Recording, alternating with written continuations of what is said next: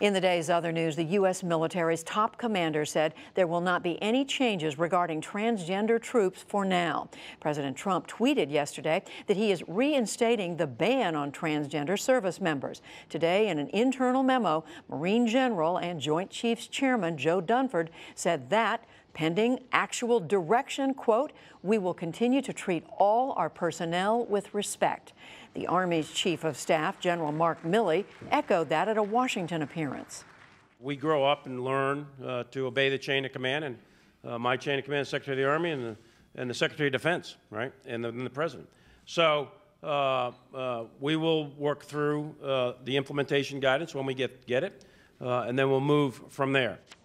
Defense Secretary Jim Mattis has been on vacation and has made no public comment on reinstating the ban.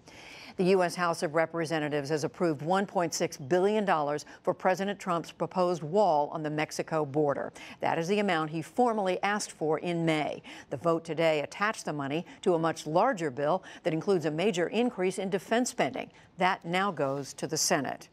A top Senate Republican had sharp words today for the president over Attorney General Jeff Sessions. Mr. Trump has repeatedly attacked Sessions for recusing himself in the Russia investigation. But Senator Lindsey Graham, who you've been hearing about, warned that there will be, quote, holy hell to pay if Sessions is fired.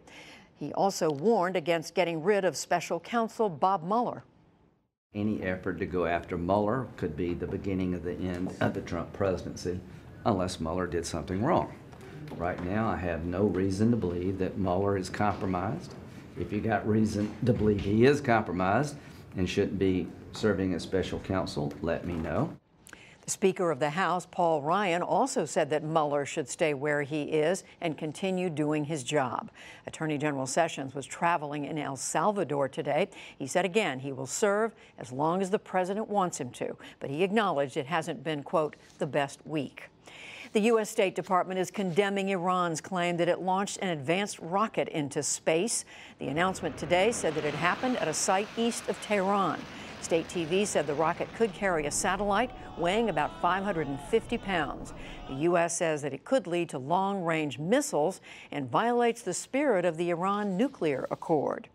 Clashes erupted today between Palestinians and Israeli police near a Jerusalem mosque. Thousands rushed to pray there after Israel finished removing security devices that had triggered a boycott. Palestinians threw stones and Israeli police fired back with tear gas and stun grenades. The Red Crescent said that 37 people were hurt. Each side blamed the other for the trouble. Back in this country, investigators are asking why a ride at the Ohio State Fair broke apart Wednesday evening and killed a teenager. 2 others were critically hurt. This cell phone video, slowed down, captured part of the fireball ride giving way just before it hurled people to the ground. The fair opened as scheduled today, but all rides were shut down. Governor John Kasich promised complete inspections. I think about those people that were hit by debris. I think about that moment when some were thrown from that carriage. That's a nightmare. It's a terrible situation. But all we can do is what is humanly possible to make sure that we provide the safety and the inspections. State inspectors had checked the ride before it began operating. Now officials in several other states are saying they have shut down these fireball rides as well. Kansas embattled Governor Sam Brownback is set to become U.S. Ambassador at Large for Religious Freedom. The White House announced the appointment last night. The Republicans' popularity has plummeted over steep tax cuts that led to severe budget problems in Kansas. But conservative religious groups pushed Brownback's nomination for his opposition to abortion and to same-sex marriage. A court in China has handed a first-of-its-kind victory to that country's LGBT community. The verdict today sided with a man who said that he was fired from his job for being transgender.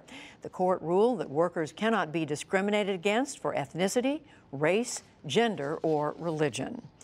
The head of the Boy Scouts of America apologized today for President Trump's speech this week at the Scouts National Jamboree.